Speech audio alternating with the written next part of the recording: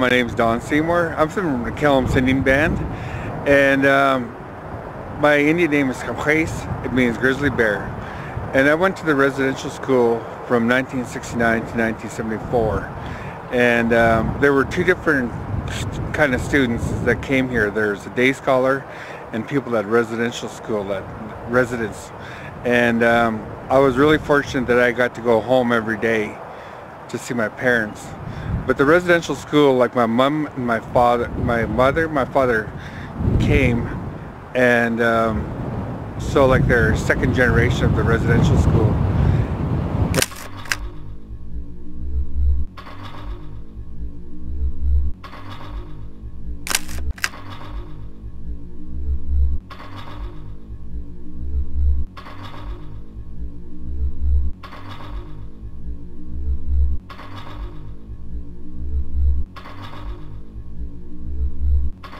The student residential school closed in 1978. It was one of the last in British Columbia to actually, it was an operating school. And what happened is, like, the band took over control, and way back when we didn't know what to do with these buildings. And there's about 5 core people that decided, what are we going to do? We had all these different dreams, and we wanted our own school, our own university, our own band office, our own government center. And to this day, this building houses over 16 individual band businesses. And our band office is located here also. And we also have affiliated with 2 universities, and we have our own band run school.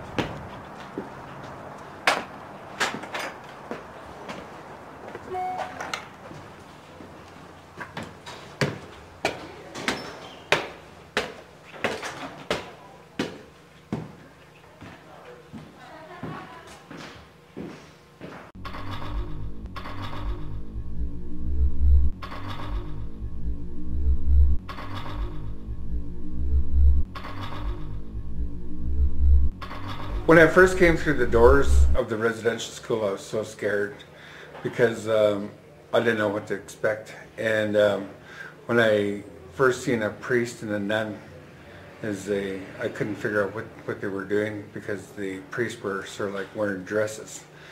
And I couldn't figure out what kind of a world I was in, because they showed no emotions or anything.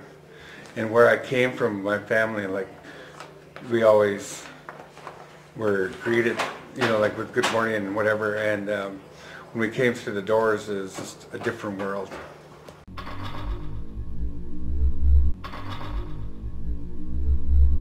Right, Grinskrast, Evelyn, Camille. Hello, my name is Evelyn Camille. I am shoe swap from Kamloops Indian Band.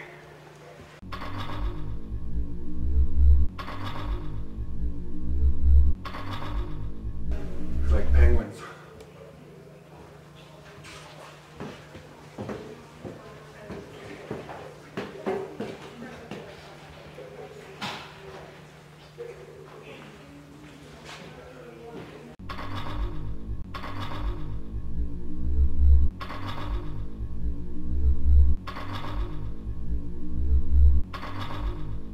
Okay, on this side was the girls' side.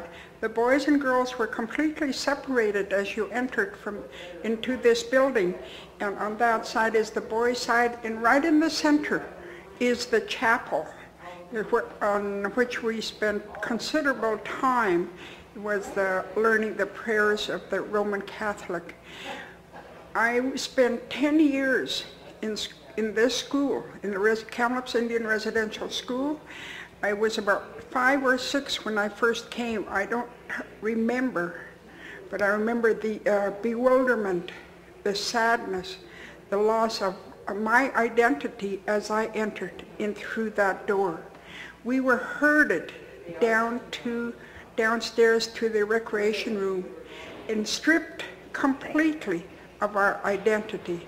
Our hair was cut very short above the ears, and everything of our personal items were taken away.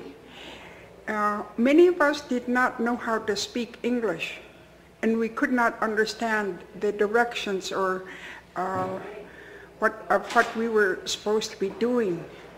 And those that could understand our language was our older brothers and sisters, but they could not be with us at that time. We were separated completely. Even I came from a large family, and I did not know any of my family. There was 10, 12 of us in our family, and we could not get an interpreter for many of us who could not understand English. And when we could not understand English, we got whipped and treated very badly. As we came in, we were stripped, and some kind of chemical was poured over us to delouse us.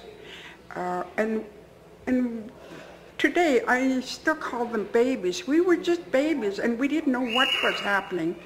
And after that delousing and our identity taken away, all our personal items were taken away, and then we were put in different, like junior, senior, and junior, senior, intermediate. All the smaller kids were separate when I first entered, so I didn't even know my older sisters when I came. So our family circle was completely broken as we entered into this building. And we hardly spent any time in education. Most of our stay, what we did here the first few years that I was here was working, maintaining this building, and making sure we all had jobs to do. Even as a 5, 6-year-old, we all had different jobs to do because this school was self-sufficient at that time. I can't remember when things changed and geared more towards education, but my mother also came to this school when she was very young, but she got sick and they separated the sickly. They kicked those they didn't expect to live or was useless to the school in order to maintain it. They were shipped home immediately.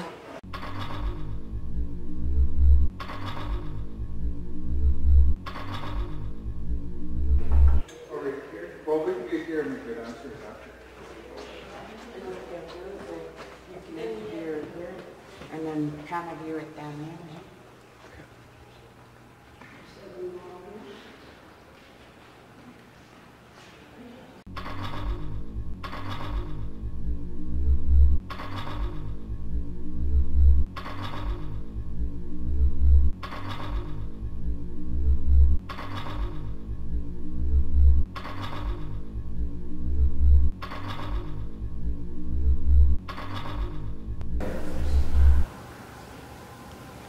Okay. I was about 8 years old when I came here, and I didn't know how to speak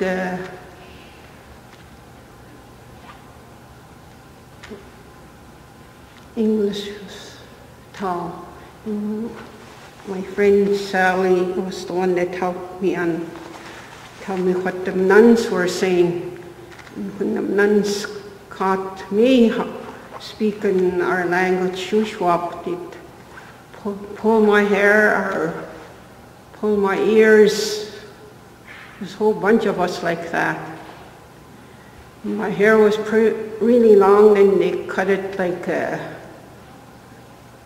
really short, eh?